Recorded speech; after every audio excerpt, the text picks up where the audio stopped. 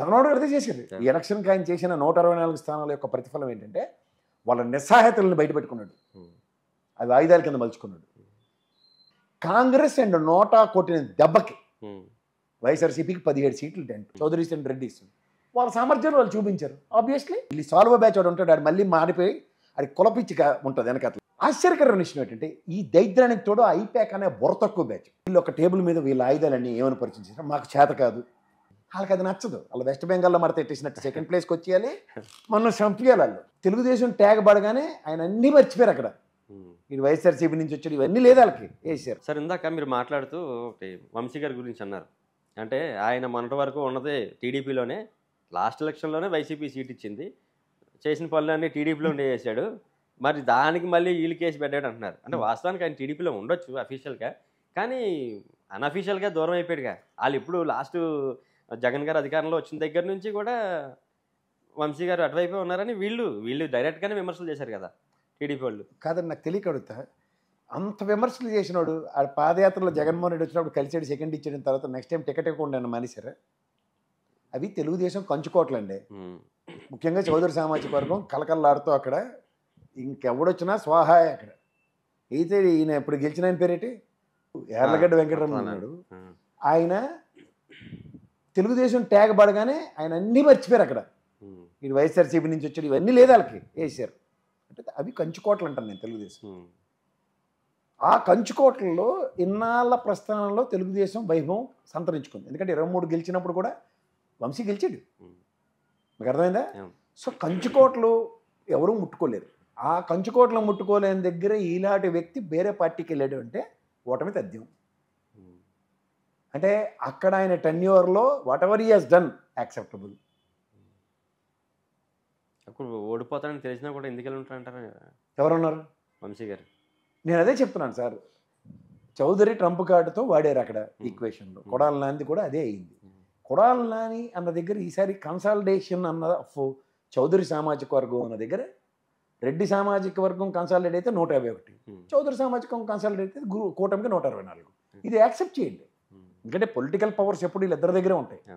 ఉన్నప్పుడు ఎవరి పవర్ వాళ్ళు బయటకు తీసి, అరే గతంలో చూడండి మనం కన్సాలిడేట్ చేసి గవర్నమెంట్ తీసుకొచ్చాం, కానీ వాళ్ళకి 151 ఎలా కన్సాలిడేట్ చేశారన్న దగ్గర వాళ్ళ దగ్గర 4 నుంచి 6% మధ్యలోనే ఉంటారు చౌదరీస్ అండ్ రెడ్డిస్. వాళ్ళ సామర్థ్యాలు వాళ్ళు చూపించారు. ఆబ్వియస్లీ వీటో పవర్లతోనే గవర్నమెంట్ వస్తున్నాయి, ఇది మనం గమనించవలసిన. వీళ్ళు ఏం చేశారు ఇక్కడ, మీకు ఒక లాజిక్ తెలుసా? సక్సెస్ ఆఫ్ తెలుగుదేశం ఎన్డీఏ కూటమిది. జగన్మోహన్ రెడ్డి ఏం చేశాడంటే బల ప్రదర్శన చేశాడు సిద్ధం సభలు ఇట్లన్నిటితోనూ. నా దగ్గర ఉన్న ఆయుధాలు ఇవి, నేను నవరత్నాలు అనుకో లేకపోతే what ever you name it is. వీళ్ళు ఏం చేశారంటే కూటమి దగ్గర వీళ్ళు ఒక టేబుల్ మీద వీళ్ళ ఆయుధాలన్నీ ఏమని పరిచయించారు, మాకు చేత కాదు, మేము ఎట్టి పరిస్థితుల్లో జగన్మోహన్ రెడ్డిని దించడం అనే ఎజెండా తప్ప మేము ఈ ప్రభుత్వ నిర్వహణని మేము కాంట్రడిక్ట్ చేయలేము. ఎలా? నవరత్నాలు ప్రజలకు అందింది 99%. ఎందుకంటే నేను ఒక ఐఏఎస్ ఆఫీసర్ చాలాసార్లు చెప్తాను, నేను 5% జరిగితే అద్భుతం, 10% ప్రజలకి సంక్షేమం అంతే మెరాకల్ అన్నాడు అతను. అది నిజంగా ఇయర్స్ టుగెదర్ జరుగుతుంది. కానీ ఇతను టెన్యూర్లో 99% సక్సెస్ రేషియో ఉంది సంక్షేమ ఫలాలు. అది కాక infrastructure you can't even imagine in the tenure of total స్వతంత్రం వచ్చిన దగ్గర నుంచి 1956లో తెలుగు రాష్ట్రం ఏర్పడిన దగ్గర నుంచి కూడా ఎప్పుడూ జరగని అద్భుతం జరిగింది. హయ్యెస్ట్ అగ్రిగేట్ చంద్రబాబు గారి ఆయనలోనే 14 to 19 జరిగింది. 13,680 కోట్లు ఇన్ఫ్రాస్ట్రక్చర్ మీద అగ్రిగేట్ని ఈడ్చి కొడితే సచివాలయం, హైకోర్టు, నెక్స్ట్ అమరావతిలో కనబడుతున్న ఇంకోటి అసెంబ్లీ భవనం, 3 తప్ప ఇంకోటి ఇది పలానా ఇన్ఫ్రాస్ట్రక్చర్ అని చెప్పడానికి లేకుండా ఉంది. కానీ 2,200 గ్రామానికి ప్రజలు ఉన్న ప్రతి గ్రామానికి ఒక సచివాలయం, ఆర్బీకే సెంటర్, నాడు నేడు school development and RBK and village clinic, వీటితో కళ్ళ ముందు ఒక అగ్రిగేట్న 2,200 ప్రజలు ఉన్న ఇన్ఫ్రాస్ట్రక్చర్కి ₹1 కోటి. అది కాక 3 పోర్ట్లు, ఒకటి 70%, ఒకటి 30-40% లేనివి. ఆ డబ్బులని ఇన్ఫ్రాస్ట్రక్చర్, ఫస్ట్ 10 ఫిషింగ్ ల్యాండర్లు, ఫిష్ హార్బర్లు, వీటన్నిటికీ ఖర్చు పెట్టిన కనబడుతున్నాయి. మెడికల్ కాలేజీలు డబ్బులు ఖర్చు పెట్టిన కనబడుతున్నాయి. ఇది వాళ్ళ నిస్సహాయత. ఎవరిది? తెలుగుదేశం. మనం అభివృద్ధికి మనం బ్రాండ్ అంబాసిడర్లు, హైటెక్ సిటీ కట్టడం, ఈ కథలు చెప్పేవాడికి కళ్ళ ముందు జిగేలు మంది.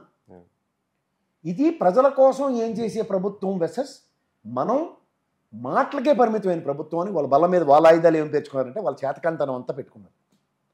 పెట్టుకున్నప్పుడు ఏం చేశారంటే మనం ఏం చేయాలి, ఇప్పుడు చూడండి, భీష్ముడిని అర్జునుడు అటుడే కొట్టలేక చచ్చిపోయాడు. ఈ భీష్ముడిని చంపడానికి ఏంటంటే ఒకరిని తీసుకొచ్చారు, సెకండ్. అవును. అలా వీళ్ళు ఏం చేశారంటే కాంగ్రెస్ కూడా అలాగే ఉంది పరిస్థితి. ఎందుకంటే వాళ్ళకు ఉనికి కోల్పోయింది ఆంధ్ర రాష్ట్రంలో. వాళ్ళని ఏం చేశారంటే ఫస్ట్ వాళ్ళు టేబుల్ మీద పెట్టుకున్న ఎజెండాలు ఏంటి తెలుసా? జనసేనని ఫస్ట్ అడిగారు, ఏమని? మీరు మాతో రావాలి. ఎందుకంటే జనసేన కూడా నేను ఎన్డీఏ కూటమికి సపోర్ట్ చేస్తున్నప్పుడు పవన్ కళ్యాణ్ గారికి 2% ఓటుతో ఎన్డీఏ కూటమికి ప్రభావితం చేశాడు.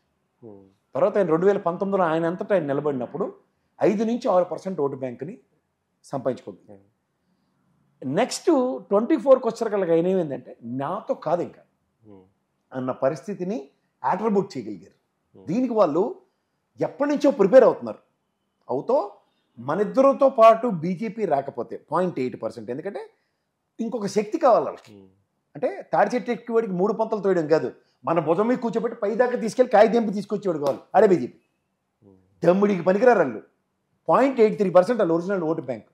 ఈసారి దగ్గర 2.83% వచ్చింది వాళ్ళు అగ్రిగేట్ చూసుకోండి.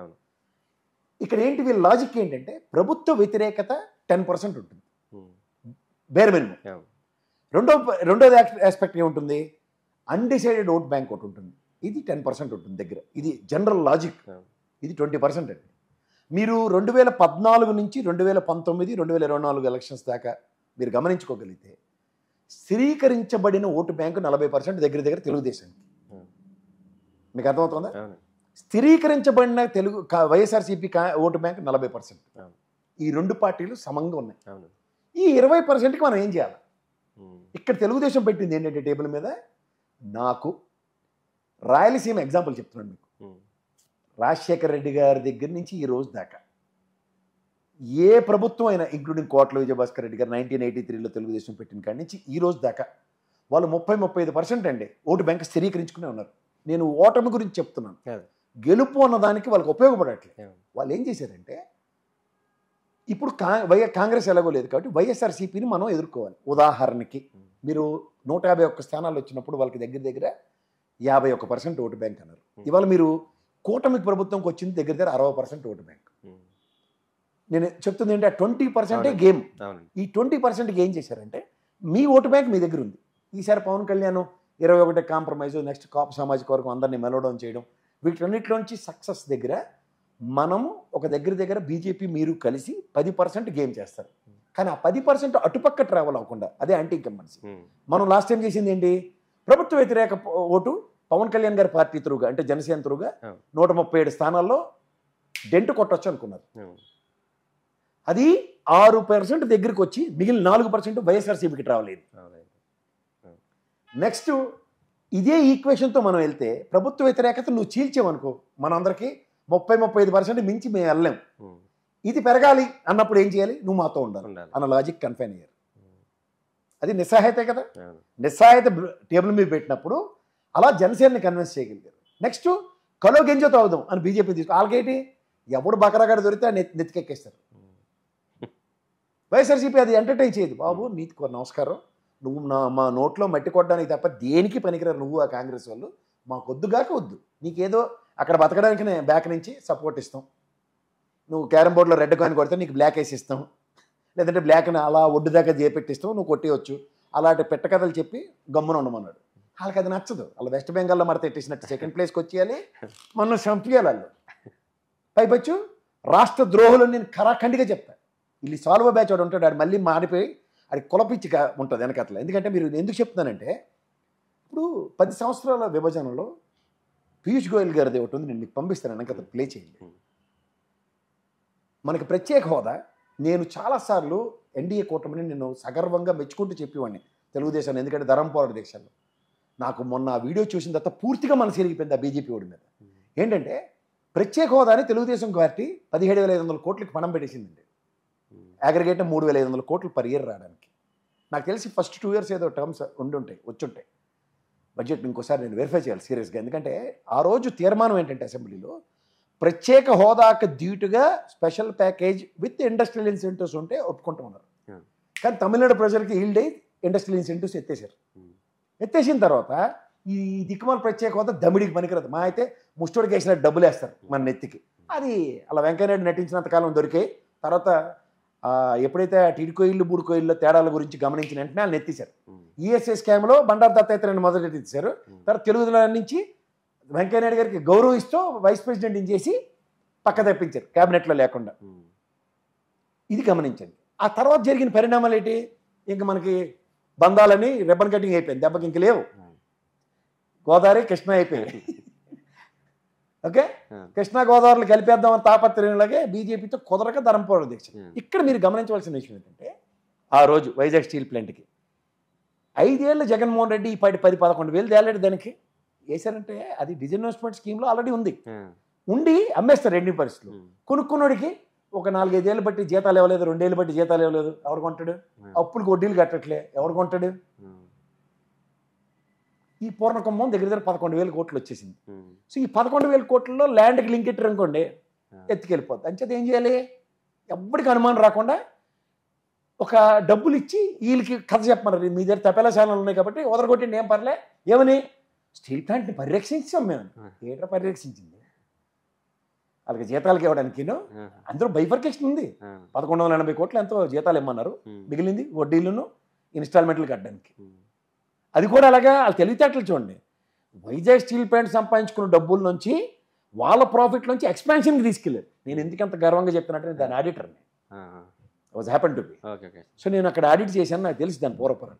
ఎక్స్పాన్షన్ చేయడానికి వాళ్ళ డబ్బులే వాళ్ళు ఖర్చు పెడితే ఫ్యాబ్రికేటెడ్ లాసెస్ క్రియేట్ చేసి, అంటే ఇప్పుడు చెప్తున్నారు చూడండి, జగన్మోహన్ రెడ్డి ఏమీ కైలే మొత్తం రాష్ట్రం నాశనం చేశాడని. అది స్టీల్ ప్లాంట్ నాశనం అయింది. అలా మహానుభావుడు వాజ్పేయి గారు చెప్పారు, బిఏఎఫ్ఆర్కి రెఫర్ చేసి మొదట వెళ్ళినప్పుడు, రే బాబు దానికి ముడిసరికి ప్రాబ్లం రా, తాత్కాలికంగా ఓఎండిసితో అనుసంధానించి ముడిసరికి ఇస్తాం, దానికి సొంత గనులు కేటాయించండి. ఈ రోజుకి గనులు కేటాయించడానికి వీళ్ళకి శ్రద్ధ లేదు. ఎందుకు? ఇదే జగన్మోహన్ రెడ్డి ప్రజా సమక్షంలో ప్రధానమంత్రి నరేంద్ర మోడీని నిలబెట్టి, ఇది మా స్టీల్ ప్లాంట్, ఇది హక్కుగా సాధించుకున్నాం, ఆంధ్రుల హక్కుగా, మేము ఎట్టి పరిస్థితుల్లో దీన్ని కోల్పోం, ఇంత వరస్ట్ కేస్ సినారీలో స్టేట్ రన్ చేస్తుందని అని కరాఖండిగా చెప్పాడు. అంటే డిజిన్వెస్ట్మెంట్ స్కీమ్లో గవర్నమెంట్ నుంచి యాక్సెప్టెన్స్ లేదు. కానీ వీళ్ళు యాక్సెప్ట్ చేశారు కాబట్టి మిఠాయి వచ్చింది. ఈ మిఠాయి గురించి ఎలా చెప్తున్నారు? పెట్ట కథలు కాపాడేసామని చెప్తున్నారు. రెండోది, అమరావతి రాజధాని మనం అడిగితే ఇచ్చారా ఆ కృష్ణా కమిటీ? వాళ్ళ కమిటీలన్నీ వాళ్ళు వేసి మన ఎత్తికేసి మనం ఎవరండి అందులో? నిన్న బడ్జెట్లో మీరు గమనించారా, పోలవరంకి 6,000 కోట్లు కేటాయించుకున్నారు. దేనికి? డయాఫ్రమ్ వాళ్ళు ఎత్తుకెళ్ళిపోయింది. ఇప్పుడు ఉదాహరణకి జగన్మోహన్ రెడ్డి గవర్నమెంట్లో ఇవన్నీ మీకు లాజికల్ చెప్తున్నాను. వీళ్ళు ఆ నెగిటివ్స్ అన్ని టేబుల్ మీద పెట్టేశారు. మనం 72% పోలవరం కట్టినా అందులో కింద అగాధం డయాఫ్రమ్ వాళ్ళు ఎత్తుకెళ్ళిపోయింది. ఎందుకు? స్పిల్వే కన్స్ట్రక్షన్ జరగలేదు. స్పిల్వే అంటే ఏంటి తెలుసా? నదీ ప్రవాహాన్ని పక్కకి మళ్ళించి డ్యామ్ కట్టుకోవడానికి. వీళ్ళు ఏం చేశారు? ఎత్తేశారు. వీళ్ళకి ఎంతసేపు వాళ్ళ గిన్నీస్ రికార్డ్ కాంక్రీట్ మీద ఉన్న శ్రద్ధ. ఇంకోటి, పోలవరం డెవలప్మెంట్ అథారిటీ కూడా బుద్ధి జ్ఞానం లేకుండా పనిచేసింది దాంట్లో. అండ్ గోదావరి రివర్ బోర్డు కూడా ఇంత పెద్ద డ్యామ్ కన్స్ట్రక్షన్ కేంద్ర ప్రభుత్వంతో చర్చించి అసలు ఏం జరుగుతుంది, ఇదే ఎలాంటి పర్మిషన్లు ఇస్తున్నారు మీరు, కాంక్రీట్ దేనికి వేస్తున్నారు, ఇవేవి అడగలేదు. వాళ్ళకి ఇష్టమే. అప్పుడు ఈ డ్యామేజ్ జరిగినప్పుడు ఏంటి? ఇదంతా జగన్మోహన్ రెడ్డి మీద తట్టడి మట్టే లేదు. మరి తట్టడి మట్టి అయినోడు తప్పు అన్నప్పుడు, తట్టడి మట్టి కన్నా 72% మట్టి వేసి కొప్పేసి దానికి తగలబెట్టినప్పుడు బాధ్యత మీదేదంటే ఎవరు మాట్లాడరు. దీనికి జగన్మోహన్ రెడ్డి ఏం చేశాడంటే, పోలవరం రాష్ట్ర బాధ్యత కాదు, మీదే బాధ్యత, ఆ డయాఫ్రమ్ వాళ్ళు రెక్టిఫై చేయండి, ఇచ్చేయండి అనగానే వీళ్ళు మళ్ళీ ఎగేసుకుని పోగేసుకుని బ్యాచ్ కదా ఇది ఎన్డీఏ కూటమి. రాగానే విదేశీ నిపుణులు వచ్చి డయాఫ్రమ్ వాళ్ళు బొక్కడిపోయిందని చెప్పారు, డయాఫ్రమ్ డ్యామేజ్ అయిపోయింది. ఇప్పుడు ఏం చేయరు? మూడో కంటికి అనుమానం రాకుండా బడ్జెట్లో అలకేట్ చేసుకుని ఆ డయాఫ్రమ్ వాళ్ళు మళ్ళీ కాంక్రీట్ వేసేస్తారు. ఇప్పుడు కేటాయించిన బడ్జెట్ దానికోసం. ఎందుకు? వీళ్ళకైతే సరదా, అది కేంద్ర ప్రభుత్వం కదా చేయవలసింది, వీళ్ళకైతే ఆనందం అంటే గొప్ప. అర్థమైందా మీకు? ఈ కంటిన్యూషను ఇంకా చీకటి దెబ్బలు ఎలా ఉంటాయి చూడండి. ఇప్పుడు అమరావతి మెయిన్ ఎజెండా కదా, దానికి వరల్డ్ బ్యాంక్ డేట్ చేశాడు, 15,000 కోట్లు ఇచ్చాడు అప్పు. మరి వీళ్ళు మీరు మధ్యకి రా, మీరు ఆళ్ళ గడ్డేసి పక్కదారి పెట్టించకండి, కేరళలో చేసేది అదే ప్రజలకు వెళ్ళలేకుండా. ఈ అప్పు ఇచ్చిన దానికి ఆడ ఎలాంటి మెలికెట్టాడంటే, మొదటిసారి వరల్డ్ బ్యాంక్ వాడు నేను చచ్చినామని అన్నాడు. నారాయణ చెప్పాడు, నేను కాదు. ఆయన చెప్పిన మాట ఏంటంటే, ఆడు ఎవడన్నాడు వరల్డ్ బ్యాంక్ వాడు, మన ఎత్తేసాడు ఏషియన్ మర్కెంటైల్ బ్యాంక్ అని. నాకు మంచి మిత్రుడు ఉన్నాడు ఏషియన్ మర్కెంటైల్లో బ్యాంక్ చేస్తున్నాడు. ఏరా మళ్ళీ ఇస్తారు అంటే, పేక మీద ఇలా కత్తెట్టి నాట్యం చేసేస్తున్నారు, మా చైర్మన్ కాల్ కావట్లేదు, ఇచ్చేస్తానని చెప్పాడు. ఇస్తుండ్రు. ఇచ్చిన వాళ్ళు ఏం చేశారు? వాళ్ళతో చాలా చదువుగా, ఎందుకంటే పిచ్చి పిచ్చిగా ఎవరు పడితే వాళ్ళు అప్పులు ఎవరు, అలా మార్గదర్శి మన అందరికీ అర్థమయ్యే భాషలో మనమే డబ్బులు కడతాం, మనమే చిట్టు పాడుకున్నా అలా గవర్నమెంట్ ఎంప్లాయీస్ అంత పెడతాను కానీ ఎవడు ఆడు మాత్రం గడపారెట్టి దోచేస్తాడు. ఇక్కడ ఈ మెలికెట్టేసరి కల్లా ఏమైంది, ఇప్పుడు కొత్త మెలికేట్ అంటే 350 కోట్లు చొప్పున ఇస్తాం, 6 నెలలకోసారో 3 నెలలకోసారో వచ్చి ఇన్స్పెక్షన్ చేస్తాం, ఏటికట్టి తెరబడిపోయారు చూడండి. అప్పుడు వీళ్ళు ఏంటంటే మనం తుఫానికి మొత్తం ముంచేసింది కదా, ఎంత తెలివైన వాళ్ళు చూడండి. ఆ కృష్ణలంక రిటైనింగ్ వాళ్ళు కట్టాడు చూడండి జగన్మోహన్ రెడ్డి. దానివల్ల మొన్న వచ్చిన 11 లక్షల పైసలకు క్యూసెక్లు కృష్ణానదికి వచ్చిన ఒక్క ప్రాణ నష్టం జరగలే, ఆస్తి నష్టం జరగకుండా ఆ లంక ప్రాంతాన్ని కాపాడాడు. వీళ్ళు ఆ మూలికల రాజుది, ఈ బీజేపీ ఎంపీ గారి రాజు గారిది, ఈ మన లింగంలేనోడు గెస్ట్ హౌస్లో ఉన్నాయి వరుసగా, హాట్లు కాపాడడానికంటే 12 కిలోమీటర్లు రిటైనింగ్ వాళ్ళు కట్టేస్తారు. వీళ్ళు తెలివితేటలు చూడండి. దానికి 450 కోట్లు ఎంతో 4000 కోట్లు అలకేట్ చేసుకుంటారు. దేనికి? రేపు పొద్దున వాటర్ వచ్చిన అమరావతిలోకి నీళ్ళు రావు అంటే గోలగట్టి మధ్యలో దడిగట్టి ఇచ్చేస్తారు. అంటే మనకి హైదరాబాద్కి దడిగట్టి ఉంది చుట్టూ, అంత పెద్ద ట్యాంక్ బండ్ ఉంది, దానికి కూడా దడిగట్టి లేదు యువతల పక్క సెక్రటరియట్. అంటే అక్కడ నీళ్ళు అంటే నీ పంతంలో ఎక్కించుకోవాలి. ఏంటి చరిత్రలో అమరావతి జగన్మోహన్ రెడ్డి గారు కాదు చంద్రబాబు గారు కట్టారు. దానికోసం పేరు ఎందుకంటే తాపత్రయం, ఆరోగ్యశ్రీ ప్రజల కోసం ఇవన్నీ చేసి ఫ్రీ కరెంటు, ఫీజు రీఎంబర్స్మెంట్ ఇలాంటివన్నీ ఇచ్చినాడు రాజశేఖర రెడ్డి. నవరత్నాల పథకాలతో ధీటుగా అన్ని ప్రజలకు సంక్షేమం చేసినాడు జగన్మోహన్ రెడ్డి. చంద్రబాబు గారు మీరేంటి చేశారు సార్ అంటే అదే మరి దగ్గర ఏంటంటే ఇప్పుడు అమరావతి కట్టేయాలి, పోలవరం కట్టేసి పుతులు ఎట్టియాలి లాస్ట్. దీనికోసం అంటే అందుకే ఆయన ఎప్పుడు చూడండి నేను హైదరాబాద్ కట్టాను, నేనే కట్టాను అంటాడు. అది వాళ్ళ టేబుల్ పెట్టుకున్నారు. ఎంతసేపు నేనంటే 30-35 పెరగట్లే, నీది ఈడ్చుకొట్టినా నిలబడిపోయినా నీది ఇదే పరిస్థితి, మనం అందరం కలిపి మడతెట్టేద్దాం ఈసారి ఎలక్షన్ అని. ఇందులో ఏం చేశారు కాంగ్రెస్ వాళ్ళకి, ఇక్కడ 2018 ఎలక్షన్ ప్రకారం మీరు వాలి సుగ్రీవుల కథ తెలుసు కదా, రామాయణం చదువుతారు కదా, వాలి సుగ్రీవుల కథ తెలుసు కదా. అందులో అన్న చాలా బలవంతుడు సుగ్రీవుడు, వాలిగడు ఏడు చేసాడు, రాముడి సన్నిధిలోకి వెళ్ళి ఈయన మడతెట్టేసాడు. అక్కడ రావణాసురుడు, ఆయన ఎంత మేధావో అందరికీ తెలుసు, అన్నీ తెలుసు, కానీ పొరపాటున సీతమ్మని ఎత్తుకొచ్చాడు. కానీ ఇక్కడ మీరు గమనించవలసిన విషయం ఏంటంటే, అంటే చరిత్ర ఎలా చెప్తుందంటే, నేను శ్రీలంక వెళ్ళాను ఒకసారి, నాకు ఒక నెరేషన్ వచ్చింది. రామాయణం విశ్వవృక్షం అని ఒక ఆవిడ రాశారు. అలాగే నేను శ్రీలంకలో ఒక కథ విన్నాను. ఇప్పుడు మన సీతమ్మ వారు మనకి ఎలా దొరికారు, ఆయన జనకుడే కదా, భూమి తవ్వుతుంటే వ్యవసాయం చేస్తుంటే పెట్టి దొరుకుతుంది, అందులో దొరికారు. అంటే మనకి వరదలు అవి వస్తున్నాయి కదండి, మిథిలా నగరం ఎక్కడుందో అది అందరికీ తెలుసు. అలా శ్రీలంకలో ఎవరు నాకు పెద్ద ఆయన ఏం చెప్పాడంటే, సీతమ్మ వారు రావణాసుడు కూతురు అంట. అంటే వాళ్ళ నరేషన్ ఆవిడ ఇలా వెళ్ళిపోతే పలానా రాజుగారి దగ్గర ఉందని ఆయన తీసుకురావడానికి అప్పటి నుంచి ప్రయత్నాలు చేశాడని. సో అలా ఒక్కొక్క స్టోరీ ఉంది, ఒక్కొక్కటి ఒక స్టోరీ ఉంటుంది. అలా వీళ్ళు ఏం చేశారంటే, అప్పుడు కూడా మీరు రావణాసురుని చేయడానికి ఆ విభీషణుడే కదా రాముల వారి దగ్గర. అంటే అన్నదమ్ములు మడత పెట్టేసే కార్యక్రమాన్ని, రామాయణాన్ని ఈసారి ఎన్డీఏ కూటమి పెద్ద హెడ్డింగ్ కింద తీసుకుంది. దానికి ఏంటి చేశారు, జగన్మోహన్ రెడ్డికి అన్న తమ్ముళ్ళు లేరు కదా, చెల్లెల్ని రెడీ చేశారు. మీకు అర్థమైంది? ఇదేంటి వీళ్ళు ఎంతసేపు రాక్షస పాలన అంటే పోర్ట్రేషన్ ఏంటి, రావణాసుడితో పోలుస్తూ కూర్చున్నారు. సో దానికి నెరేషన్ ఏంటి, వీళ్ళ వల్ల కాదు, చెల్లెల్ని తీసుకొస్తే పని అవుతుంది, చెల్లెల్ని తల్లిని బ్రహ్మాండంగా సెట్ చేశారు. ఇది ఆ ఆయుధాలు. దీంతో జగన్మోహన్ రెడ్డికి యుద్ధంకి వెళ్ళారు. ఈయనేటి చేశాడు, ఆ సిద్ధం సభలు ఇట్లన్నిటితోనూ మొత్తం ఆయుధాలన్నీ ప్రదర్శించి, నవరత్నాలు, వాలంటరీ వ్యవస్థ, సచివాలయ వ్యవస్థ, నేను 40 లక్షల పైచీలకి ఉద్యోగాలు ఇచ్చాను, ఇవన్నీ నా ఆయుధాలు. వీళ్ళ ఆయుధాలు ఏంటి, ఇప్పుడు ఇంట్లో ఆడవాళ్ళు ఏంటి, అయ్య బాబు డైలీ సీరియల్ ఏంటి ఉంటుంది, ఆ కోడలు ప్రాణాలు తీసేయడం లేకపోతే కూతురు ప్రాణాలు తీసేయడమే ఉంటుంది. అదే క్రికెటర్. సో ఆ చీకటి దెబ్బలకి 60% వచ్చింది ఓటు. అక్కడ వైటల్ రోల్ ఎవరు ప్లే చేశారు, కాంగ్రెస్. 17 నియోజకవర్గాల్లో మీరు నమ్మరు, అది కూడా రాయలసీమ పరిసర ప్రాంతాల్లో కాంగ్రెస్ అండ్ నోటా కొట్టిన దెబ్బకి వైఎస్ఆర్సీపీకి 17 సీట్లు డెంట్, అది కూడా 10,000 ఓట్ల లోపున. అలా 34 స్థానాలు 20,000 ఓట్ల లోపున నోటా కాంగ్రెస్ చేసిన డ్యామేజ్కి.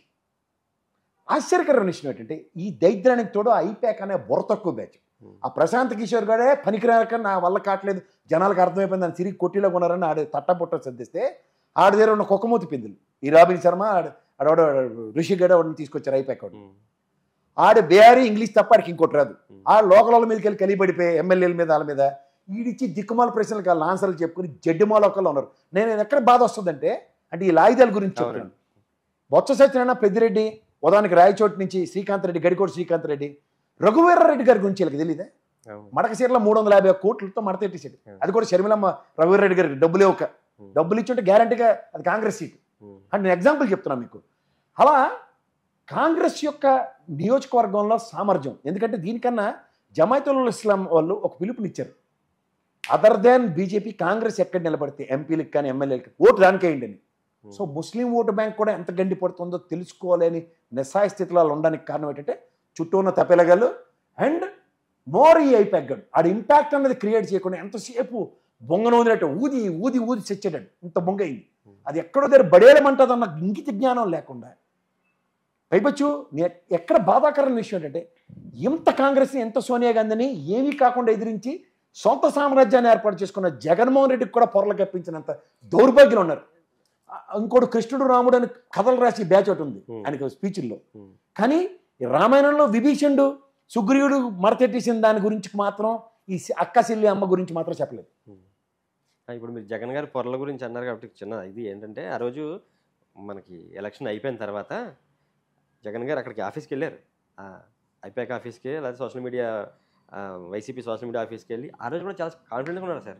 వాళ్ళందరితో కూడా అన్నారు గెలిచేది మనమే, ఎన్ని సీట్లు వస్తాయి. మీరు రోజు ఆ తపేల స్థానాలు చూశారు అనుకోండి, వాళ్ళ ప్రకారం ఏంటంటే మీరు ఆల్రెడీ మీరు డిసైడ్ అయిపోతారు, ఈడే చంపించి ఇటు కురిసిక్స్ పడిపోవాలని.